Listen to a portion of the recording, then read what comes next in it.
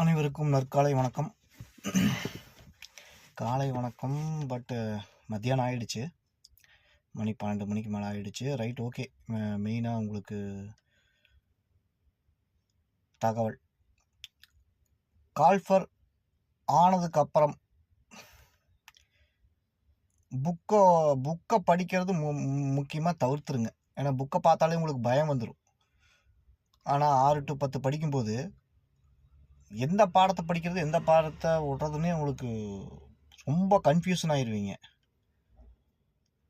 So அதுக்குண்டான materials ஏதாவது coaching கிளாஸில் புக்காக போட்டிருப்பாங்க. 6 to 10 தமிழும் வாங்கிக்கிங்க, சயின்ஸு சோசியல் வாங்கிக்கிங்க, முடிஞ்ச மேக்ஸும் வாங்கிக்கிங்க. புக்கு அந்த தொகுத்து கொடுத்துருக்குற புக்கை படிச்சிங்கனாவே நீங்கள் போதும். மேக்ஸிமம் எல்லா கேள்வியும் அதில் வந்துடும். நீங்கள் இனிமேல் ஒவ்வொரு கேள்வியாக தேடி பிடிச்சி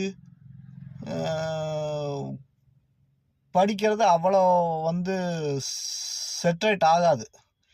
நீங்கள் பார்த்தீங்கன்னா ஒவ்வொரு இது படித்து வர்றதுக்குள்ளே, புக்கை படித்து வர்றதுக்குள்ளே முதல் பருவம், 3ஆம் பருவம், 4ஆம் பருவம், 5ஆம் பருவம், இல்லை இத்தனை பருவங்கள் கிடையாது, இருந்தாலும் நான் சொல்கிறேன். அது உங்களுக்கு கன்ஃபியூஸ் கொடுத்துட்டே இருக்கும். ஒரு புக்குனா ஒரு புக்கு சயின்ஸு 6 to 10 அவ்வளோதான். பயப்படவே கூடாது. அந்த புக்கை முடித்தா போதும், சயின்ஸ் முடிஞ்சுது, அவ்வளோதான். சோசியல் அதே மாதிரி. Social, science, maths, Tamil. Sir இது மட்டும் முடிச்சாச்சு சார் அப்படின்னா போதாது.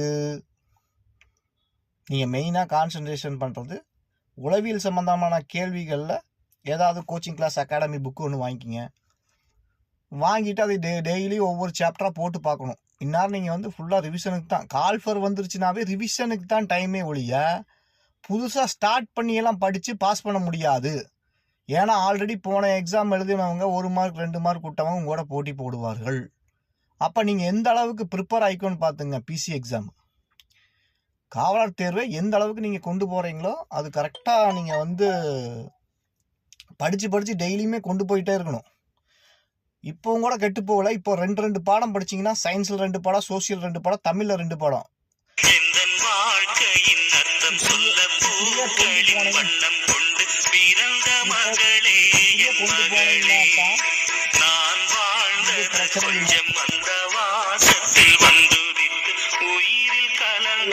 இல்லாட்டி ரொம்ப சிரமமாகி போயிடும். அதை மட்டும் பார்த்துக்குங்க, சரிங்களா? சரி, கரெக்டாக படிங்க. அட்வான்ஸ் வாழ்த்துக்கள். 2 பாடம் படிங்க. ஏன்னா நீங்கள் தொடக்கத்திலே படிக்காமல் விட்டீங்க, அதனால 2 பாடம் கண்டிப்பாக படித்தாகணும். சரி, நன்றி வணக்கம் நண்பர்களே. மீண்டும் ஒரு வீடியோவில் சந்திக்கிறோம். நன்றி வணக்கம்.